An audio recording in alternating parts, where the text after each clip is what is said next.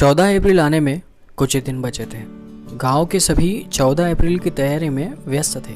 गांव में अमोल नाम का एक लड़का रहता था जो पढ़ाई में बहुत होशियार था। अमोल सिविल एग्जाम की तैयारी कर रहा था।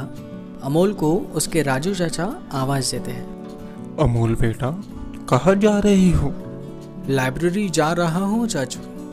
ठीक है, शाम को अपने गांव में भीम जयंती का कार्यक्रम है, तो तुम्हें डॉक्टर भीमराव अंबेडकर के जीवन काल के ऊपर भाषण देना है। हाँ जरूर चाचू, वो मेरे आदर्श हैं। मैं सभी लोगों को उनके बारे में बताऊंगा जरूर। ठीक है, शाम को जल्दी आ जाओ। शाम होते ही 14 अप्रैल का कार्यक्रम शुरू किया जाता है। डॉक्टर भीमराव अंबेडकर की तस्वीर पर फूलों का हार चढ़ाया जाता है। राजू चाचा अमोल को स्टेज पर बुलाते हैं और उसे डॉक्टर भीमराव अंबेडकर के जीवन के ऊपर भाषण देने के लिए कहते हैं। डॉक्टर भीमराव रामजी अंबेडकर, जिन्हें हम डॉक्टर बाबा साहेब अंबेडकर के नाम से भी जानते हैं, मैं उन्हें मेरा आदर्श मानता हूँ। डॉक्टर बाबा साहेब ने जो किया था वो शायद ही कोई कर सकता था, लेकिन बाबा साहब ने अपने जीवन काल में अपने समाज के लिए, अपने देश के लिए इतना कुछ किया है। उनके चर्चे आज विदेशों में तो है ही, और साथ ही साथ विदेशी लोग भी उन्हें अपना आदर्श मानते हैं। आज मैं उनके बारे में आपको कुछ बताना चाहता हूँ। बाबा साहेब आम्बेडकर कौन थे?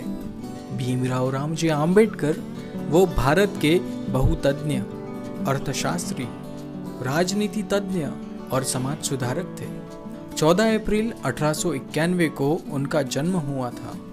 बाबा साहब ने मुंबई यूनिवर्सिटी से बीए और एमए किया था।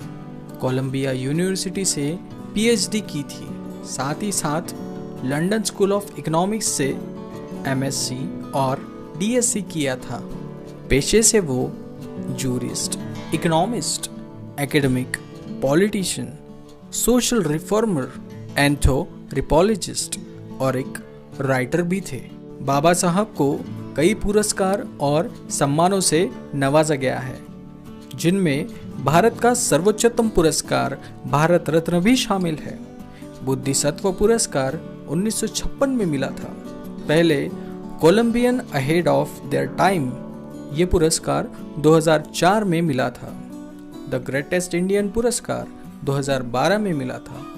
बाबा साहब के 3 गुरु थे, जिनका नाम था संत कबीर, महात्मा फुले और गौतम बुद्ध।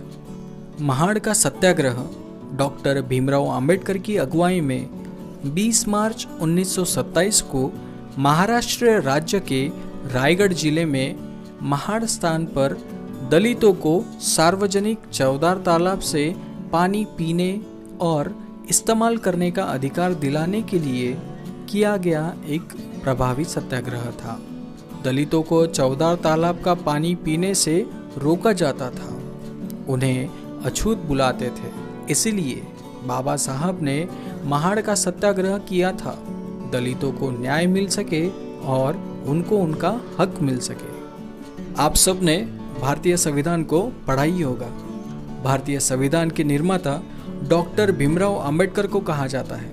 भारतीय संविधान को 26 जनवरी 1950 में लागू किया गया था, जिसे हम आज गणतंत्र दिवस मतलब रिपब्लिक डे के रूप में मनाते हैं। भारतीय संविधान में नियम, कानून और मूलभूत हकों का वर्णन किया गया है। जैसे पहले अपने देश में 12 घंटे काम होता था, संविधान की वजह से 12 घंटों का घटकर 8 घंटे किया गया है। भारतीय संविधान में सभी को समान हक दिया गया है।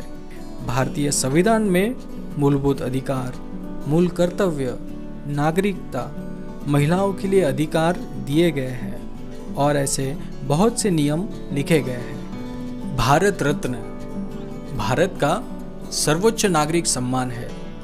ये सम्मान राष्ट्रीय सेवा के लिए दिया जाता है। 1990 में डॉक्टर भीमराव रामजी अंबेडकर को भारत रत्न पुरस्कार से मरणोपरांत सम्मानित किया गया था। और आज भारत रत्न समाज सुधारक, एक महामानव डॉक्टर भीमराव रामजी आंबेडकर इनका जन्मदिन है। बाबा साहब की एक बात हमेशा याद रखिए, शिका, संघटित व्हा आणि संघर्ष करा। अमोल, मुझे तुम पर गर्व है। आज तुमने बाबा साहब के ऊपर बहुत अच्छा भाषण दिया है। चाचू, वो मेरे आदर्श हैं। उनके बारे में जितना कहा जाए उतना कम ही है। वो महामानव थे और हम सबके दिलों में अमर रहेंगे। आप सभी को भीम जयंती की बहुत बहुत शुभकामनाएं।